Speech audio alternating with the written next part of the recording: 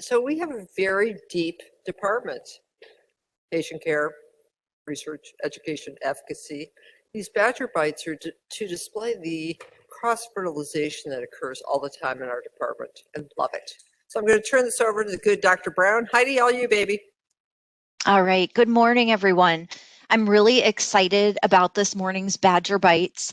The idea behind Badger Bytes is to share some work that's going on across the department to stimulate cross collaboration, discussion. And so we're going to let the three presenters speak, and then we're going to save the question time for the end so that we can talk as a group. And sort of the goal behind this is that we might spark new collaborations or add potential additional components to our research based on learning what our colleagues are doing.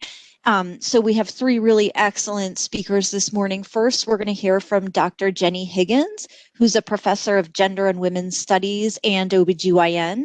She's also the director of UW Core, a research initiative focused on addressing critical needs in reproductive health and healthcare in Wisconsin and beyond. So we're going to give it up for Jenny, and she's going to present for somewhere around 10 minutes, and then we're going to stop and move on to Dr. Green. So Jenny, take it away. Thanks, Heidi.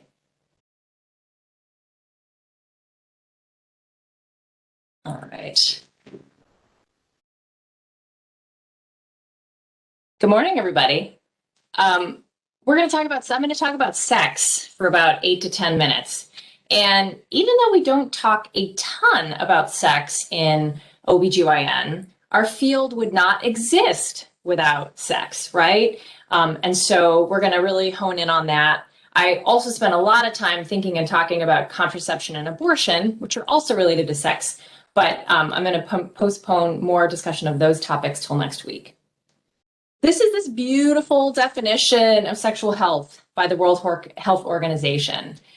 They define sexual health as a state of physical, emotional, mental, and social well-being, not merely the absence of disease.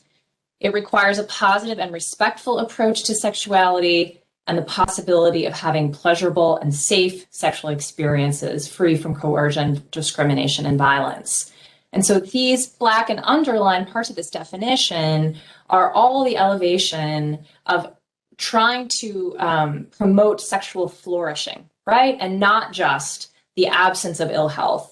And this definition is upheld by ACOG and a number of other major national and global medical organizations. So what the hell is erotic equity, which I'm going to be talking about today?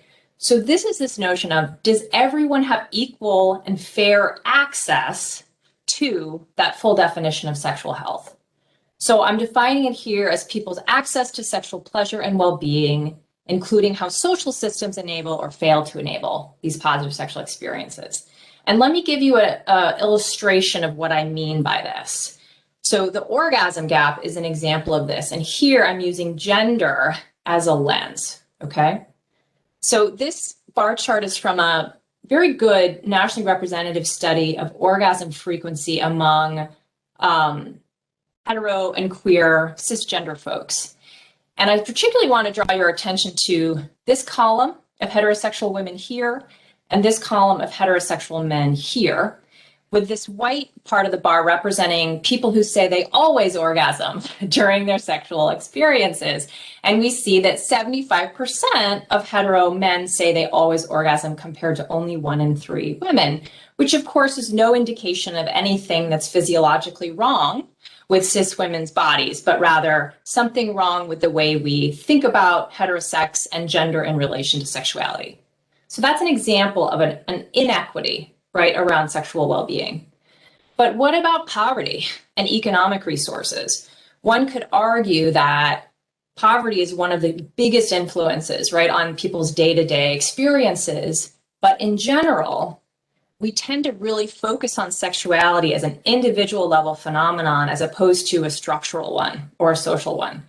So we've been, in my team, paying a good bit of attention to this just in the last year or two. And I want to share 2 very top level findings from 2 projects. One is a review of the literature that we just completed, and one is doing some analysis of primary data from a patient population that's similar to many of yours. So with this review was solicited by the Annual Review of Sex Research, which is an annual journal from the Journal of Sex Research, which is an interdisciplinary journal with a similar impact factor to the Green Journal or the Gray Journal. And we have just put this first draft under review. It'll probably take another year or so for it to get out. It's a long process. This is just a quick and dirty overview of our process, but I'll highlight that we screened over 1,300 abstracts and got down to 42 studies that we included in the review. And I wanted to give a huge shout out to my colleagues Madison Lands and Mfanabang Ufat for doing a huge part of this review work. So I'm going to reduce to 3 bullet points what we found in this review of 42 articles. So 40 of them documented significant positive associations between sexual well-being and social class, meaning that the more economic resources you have, the more likely you were to be sexually flourishing. We mostly found this measured along lines of education, income, and occupational status in relation to measures of sexual functioning, satisfaction, and orgasm. Imperfect measures, but the best ones that we have in the literature right now. Moreover, we found this across 16 countries. So this is not just a US phenomenon or a global North phenomenon, but more of a global one. So really, those are really top level findings with the review. In terms of our analysis of some primary data, so let me talk a little bit about we wanted to examine this empirically with a patient population that we've been working with. So you all may have heard me talk about the HER Salt Lake study. This is an incredibly large and fantastic cohort study that I've been involved in from the beginning, not dissimilar to the Choice Project, in that anyone who is enrolled can get any method they want for free and can switch at any point over the course of the study. So these are people 18 to 44 seeking contraception at 4 family planning clinics, a lot of folks. And this analysis I'm about to share with you includes people who had been sexually active in the last 4 weeks, so just shy of 3,000 people. We have a pretty young and diverse sample here. So 23 is the median age. 43% are at or below the federal poverty line, 25% identify in some way as people of color, and more than 1 in 10 identify something other than heterosexual. Everyone identifies as cisgender. So I'm going to share a busy slide, gang, but I'm going to walk you through it. So what this represents is findings about a whole bunch of different associations between socioeconomic variables and sexuality variables. So what you'll see here on the in the rows are different ways we measured economic resources. So in the past 12 months, have you had trouble paying for food, housing, etc.? In the last month, have you been able to meet your basic expenses? Do you receive public assistance? And then that more classic federal poverty level measure, even though it's problematic. Along the right, the columns, we see some of the sexuality measures we collected, including functioning, satisfaction, orgasm, and just your current self rating of your sex life. All of these relationships were in the expected direction, meaning that the fewer economic resources you had, the more constrained you were, the less likely you were to be sexually flourishing. And all of the yellow cells, which include asterisks, are statistically significant. And so 14 out of 20 of these relationships was strongly and powerfully significant. So the takeaways here are that financial scarcity constrains sexual well-being, right? So this is not just an individual phenomenon, this is a structural one. And we need to think about how we can't only work with individuals on this, but we have to support economic reform, right? If we're to help folks achieve their full sexual health potential. And I think we owe it to our patient populations, the communities we work with, to uphold people's right to avoid sexual and reproductive ill health, but also achieve reproductive and sexual flourishing, and which is a basic human right. So thanks, everybody. Thank you very much, Dr. Higgins. That was excellent. I'm now going to move on to introduce Dr. Heisler, who is an assistant professor right here in our division of FPMRS, who has been doing a lot of work in the last several years with multiple professional organizations about gender equity in surgery overall and in gynecologic surgery specifically. Her work on gender equity policies was awarded the Association of Women Surgeons Best Diversity paper last year. So we're very excited to hear from Dr. Heisler about her gender equity work. Thanks, Dr. Heisler. Thank you. I'm going to pull up my screen here. Thank you for the introduction, Dr. Brown. I appreciate the opportunity to discuss directions towards gender equity in gynecologic surgery and OBGYN. Since we're supposed to highlight our own research, I placed a W next to my work. I also want to recognize the range of gender identities and expression, and note that the data tend to be binary, so that's what will be presented today. And here's my disclosure. Our learning objectives will be to describe 3 gender equity issues within OBGYN and list 3 objective measurable outcomes to improve gender equity. The premise of diversity, equity, and inclusion may seem like a recent phenomenon. However, the impact of DEI in healthcare has been studied for over 2 decades. Diverse and inclusive teams are known to provide improved access for and care of vulnerable patients. They are known to provide higher quality of care and have more positive patient evaluations, utilizing enhanced problem solving and creativity. Within academic medicine, diversity, equity, and inclusion are shown to foster novel methods for teaching, mentorship, and research, including more publications in higher impact factor journals. Despite being a majority women surgical specialty, the data regarding gender equity in OBGYN are concerning. Women residents and fellows receive more negative evaluations from students and nurses. They also receive more contradictory feedback than men, which contributes to a loss of confidence. Women surgeon trainees are afforded less autonomy in the operating room, though demonstrating equal skill. Women OBGYN residents were less likely to be introduced using their formal title as doctor than faculty. Letters of recommendation for men target agentic traits, including strength, drive, and determination, while those for women highlight communal traits, warmth, and nurturing, which are perceived to be weaker. Similar to other surgical fields, women OBGYN earn less at every academic rank than men, with the greatest difference at the level of chair, as identified here in this table. Women who are parents experience a motherhood penalty, a 6% loss of salary, whereas a fatherhood bonus is ascribed to men parents with a 4% salary increase. There is a stark occupational segregation in OBGYN, where the mean salary has declined with the increase in number of women in the field. In academic medicine, women have lower rates of promotion and higher attrition. Women have more difficulty identifying a mentor, especially as they become mid-career. Subsequently, there are fewer women in leadership roles, including division director, cancer center director, chair, and dean. The lack of visibility of women in leadership perpetuates a bias that men are more suited for leadership. Women are less likely to present surgical research at scientific meetings, perpetuating the gender bias that women are more geared towards non-surgical careers. Women gynecologic surgeons experience more challenging interpersonal interactions by nurses, patients, and trainees, and report greater time expended in modifying communication styles in response. Patients endorse a desire for women to be their gynecologist, but prefer a man gynecologic surgeon.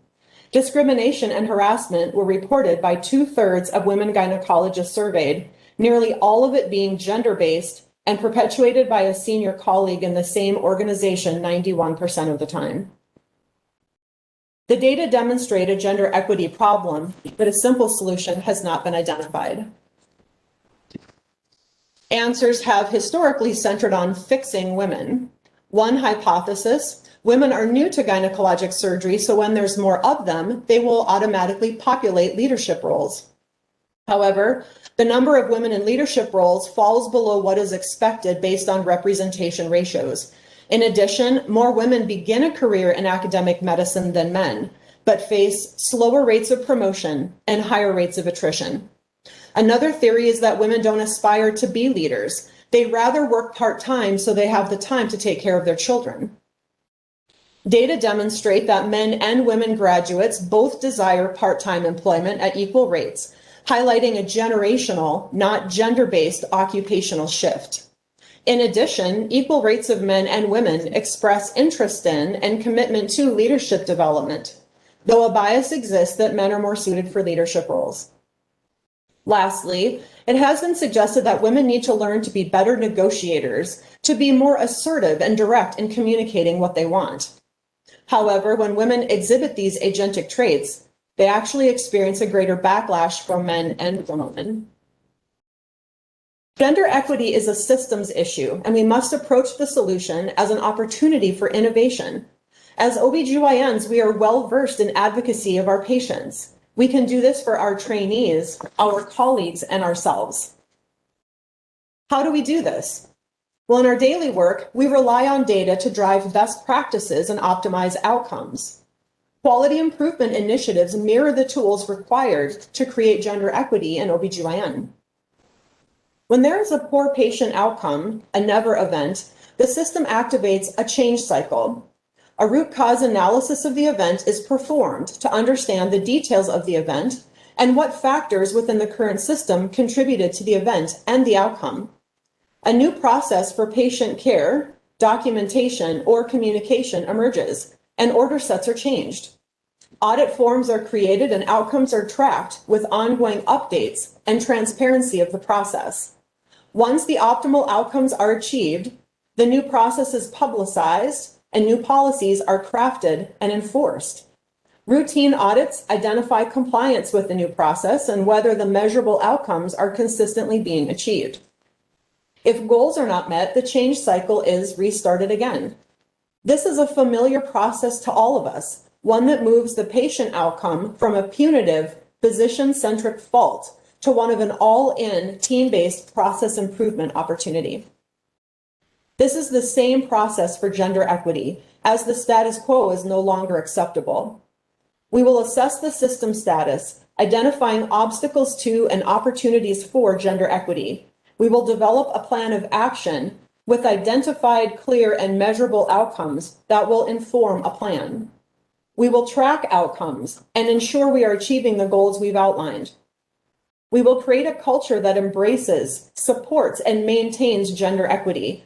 The new culture is reinforced with practices. New policies are developed and enforced. Routine assessments ensure gender equity, and if needed, the change cycle is re-entered and the process begun again. Gender equity can be created for OBGYN, but we cannot change what we do not see. I am charging all of you to look critically at our organization. Look at the faculty occupying teaching and research positions, typically non- or underpaying roles for organizations. Look at rates of promotion. Look at who's leaving our organization. Why? Look at pay equity. Look at patterns. Who is being written up and by whom? Who is being brought up for disciplinary action? Who is being recommended for 360s due to poor communication? Now take action. We can create metrics for every one of these categories to track gender equity initiatives. For trainees, utilize templates to ensure gender bias-free letters of recommendation. Utilize surgeon versus assistant coded case logs and use of simulation for independent surgical skills assessment. When recruiting to our divisions, identify and weigh diversity metrics and include women on interviewing and voting panels. Salary based on years of experience have nearly eliminated the gender gap. All organizations should have transparent salary metrics. Gender harassment must be eliminated. OBGYN-specific screening tools should be developed and administered to trainees and faculty. Policies against gender inequities should be developed and language such that they are enforceable. The process of investigation should be transparent. Mentorship and sponsorship programs work and should be created, with mentors receiving support and financial remuneration for effort developing junior faculty. Leadership assessment tools in conjunction with protected time for development should be provided for all physicians interested. Finally, faculty should be interviewed by an independent assessor so blind spots that tether the culture to gender inequity can be identified and corrected. One example of how we can influence change is through our work with our professional surgical societies. Dr. Brown referenced this, and I'll explain in detail. My collaborators and I reviewed gender equity policies and statements in the major U.S. surgical societies. We found there were an inadequate type and number and suggestive language that limits enforceability. We developed a novel grading system for policies, to our knowledge being the first publication in the medical, sociology, and legal literature to do this. Most importantly, we provided recommendations for verbiage and content to increase the robustness of the policies and statements. We can and must create gender equity within OBGYN. It will require critical actors, invested leadership, individual attention towards change culture, and prioritization to advance gender equity for all genders. Thank you.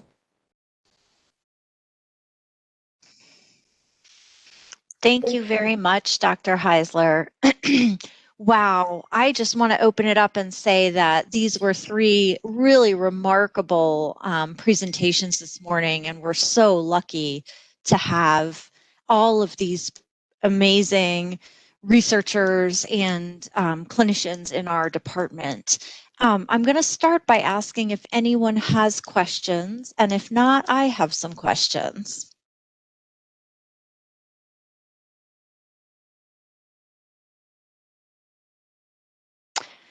Okay, I'm going to start with a question for all three of you, which is, what advice would you give to the OBGYN who wants to incorporate some principles of equity into his or her research or clinical practice? And what resources have you found to be helpful on campus towards that endeavor?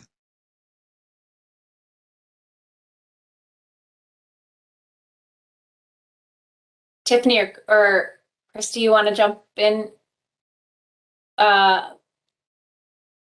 Either one of you have a burning thought on this, or we could go in the order that we presented in.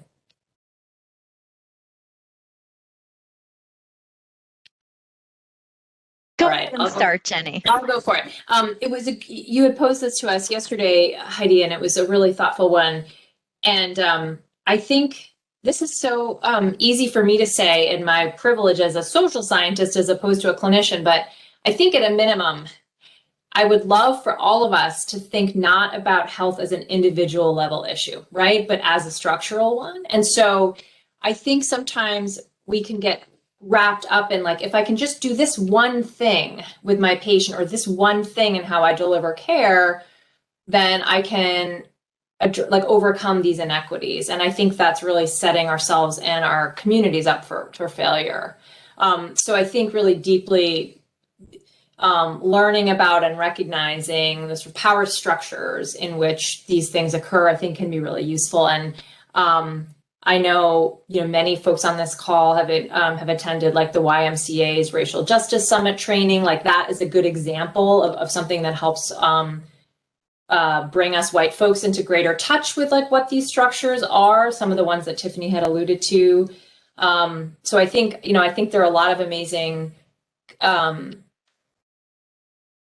educational opportunities out there for all of us who are trying, especially those of us with relative privilege, whether it's social class or gender or race or sexual identity or gender identity, for us to come up against, some of these structural constraints. So to me, like that's got to be a foundation for it.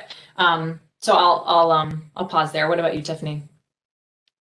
Yeah, these are really great points. I think one important thing that we have to be honest and transparent about is that the scientific enterprise doesn't lend itself to equity work, right? We are, we are incentivized to have a little visitor in the back. We are incentivized to have our individual level grants. We integrate community, but we don't have incentives to treat communities as as partners and as people who bring important knowledge to the table. And I think that is a real shame. And so I think part of it has to be developing relationships with folks, not as data points, but as people. I think that is really crucial. And then the second thing that I think is crucially important is thinking about who does the science, right? You're doing equity work. Are you a member of that community? Do you have lived experience thinking about that? If not, why do you not have those folks on your team? Those and doing that makes for better science. It's not just about equity, it's about the science and the rigor and the robustness of the equity work that you're doing. So those would be my two things about doing better equity related research. I really appreciate that. My maybe lens is a little more clinical as somebody who's majority clinical, and on the education trajectory for promotion, I think I maybe have a little bit of a different idea. So I'm speaking to the folks that are the CHS and CT track probably predominantly, as I don't have some of the same research infrastructure that Dr. Higgins and Dr. Green do. But I think overall, the way I think of this in general, so incorporating gender equity, which should really partner very closely with racial equity within clinical practice, is not only in what we're doing to help our trainees and bolster our trainees, but also in the patients that we're getting in our practice. And I know Dr. Brown has been working very hard to try to expand our catchment in the different regions so that we can start to increase the representation of patients in our practice. I think it's important to listen. So as clinicians, we're geared towards listening to our patients, we're geared towards listening to our learners, but I think that listening needs to transcend the healthcare issue, and it needs to get into the nuts and bolts of what people's lived experiences are. We certainly, as Dr. Green mentioned, if we haven't had those lived experiences ourselves, it doesn't mean that we can't be advocates. It doesn't mean that we can't be champions. But I think knowing where we need to make changes comes directly from the people that are most adversely affected. In terms of the resources on campus, so I will say that, again, as somebody who's fairly insulated in my clinical practice, what's been transformative for me has been looking outside of the organization in some ways. So as Dr. Brown mentioned, many of the organizations that I'm part of, like the American College of Surgeons, I found a really strong group of partners in that professional society, and that's helped to really amplify the work that I'm doing, and partnership's been critical. Also to continue to share the message. So as I've talked to other folk on campus and said, this is my interest, this is what I'm getting into, I've met some people, and again, listening, where are they directing me? What are they encouraging me to do? The legwork is all mine, but they point me in that direction. So I think developing those partnerships on campus and being willing to hear what other people are doing and finding those collaborative ties are really important.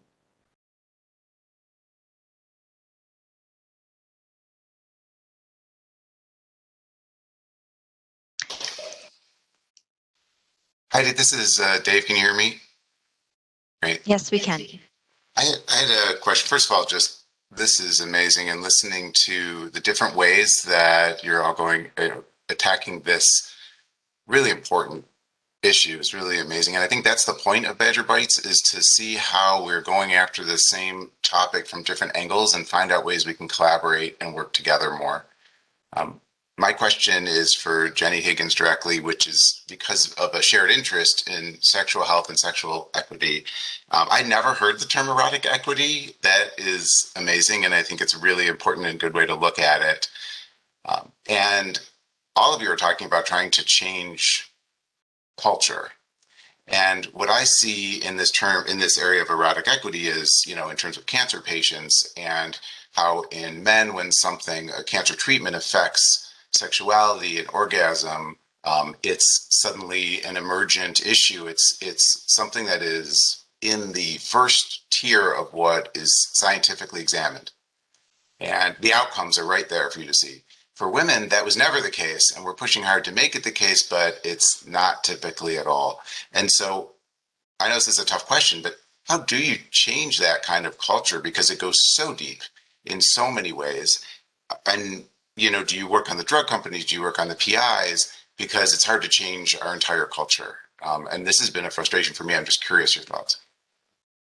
Yeah, it's a great question and point, and what you are reporting about it, from sort of your clinical end of the spectrum, is we see the identical thing in contraceptive research and development, right? So new contraceptive methods for male bodies that say diminish orgasmic function are just off the table. You know, like they're just off the table, right? Whereas we've never systematically collected or attended to that sort of sexual functioning outcome for methods for female assigned bodies. I will say, you know, I'm inherently optimistic, but I will say that I have seen in my, you know, 20, 25 years working in this area in some degree that there has been change. And I think we get impatient, but we might need to take the long road.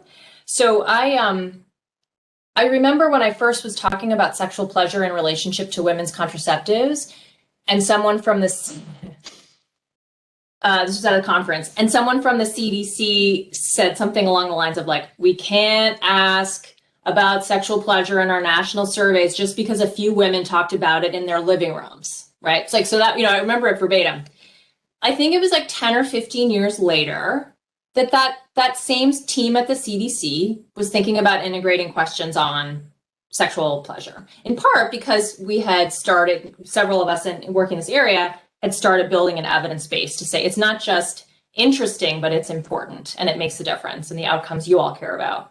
So I think some of it is you just have to chug along and keep sort of putting up an evidence base. And over time, there'll be a wearing down of this. But I think, like, just like you were saying a minute ago, Dave, just even questioning the basic assumptions and bringing those up in a meeting, those are so important, right? Especially for folks who might embody more of, you know, more privilege, right? In terms of like, hey, why is it that we're not talking about women's sexual well-being in this conversation, right? I think in the meantime, we can bring those up. So I'm inherently optimistic. Do you have any other thoughts on that, Dave? I have seen some of that change as well. It's just so dramatically different. And it takes so long for these things to change that it would be nice to make it happen quicker. I really appreciate those comments. Thank you. There's one more question in the chat from Manish Patankar, which is for Drs. Higgins and Green. And then after that, Dr. Rice would like to make a final comment. So Dr. Higgins and Dr. Green, in your research, do you see signs of multi-generational effects of the inequities that you're studying? It's a great question. T, do you want to lead on this one? Well, I think that's a really good question. And I think this is a place where I know y'all get tired of me saying this. This is where the science follows the data rather than the data following the science. So we do have some evidence from, particularly from our ability to connect the births from the mother to the child. And that shows that sort of there are these multi-generational effects of poverty, for example. It's hard to do that. Obviously, it's hard to do that with fertility data because, one, we don't have, you know, this new technology has allowed us to have big enough samples to connect structure to fecundity. But we, in terms of multi-generational, no, I think that's a big challenge. So I think thinking really carefully about how we can integrate this stuff into, say, long-term clinical data is going to be really important. And requires some intentionality about how we do it. So long story short, yes, for birth outcomes, I think there is some increasing evidence that we can look at intergenerational effects. For fertility stuff, no. But I will say that the importance, I think, of this kind of work is that when we look at redlining, when we look at segregation, these aren't like short-term things. They were intentional, right? And so understanding how couple generations ago, the federal government stopped Black folks from acquiring housing, and how that process years later still affects people's ability to conceive. And, you know, I think that's important when we tell the story of how we address these deep racial disparities in health and well-being, and one of them is conception. Yeah, I really defer to Tiffany on this. She's the expert on this, but I'll certainly say that there's lots of other emerging evidence that poverty, chronic poverty, has tremendous intergenerational impacts in terms of cognitive fatigue, allostatic load, and ability to be healthy and well. It's a great question. Yeah, thanks. And I think that from a biology standpoint, there is evidence. There is this. You probably are aware of the Barker hypothesis, which talks about how kids are, how the babies are developing in utero, and their propensity to develop diabetes or cardiovascular disease. And so that I think that's a common kind of a theme that we are seeing in animal models, I think now as well. And there are ways to kind of connect your research to kind of more basic or translational research, lab-based research. Thanks a lot. Yeah, I would be really interested in thinking about some of the basic research as well, and how we think about structure. So yes, please feel free to email me if you're doing that work. Yeah, we should talk for sure. Yeah, thanks. Dr. Rice, do you want to bring us home? 3 very powerful talks and 3 areas of research that are just incredibly supportive and important to our mission. The mission of the department, which you can check on the web, was established by the entire department about 14 years ago. Lots of time in the room there, and it still resonates. I still read it, and this work is so important. I, like Jenny Higgins, tend to be an eternal optimist, and it can get frustrating, the pace of change. There's times I feel like saying, oh, for God's sakes, plus a few other words in there. And, the point is, though, there is forward progress.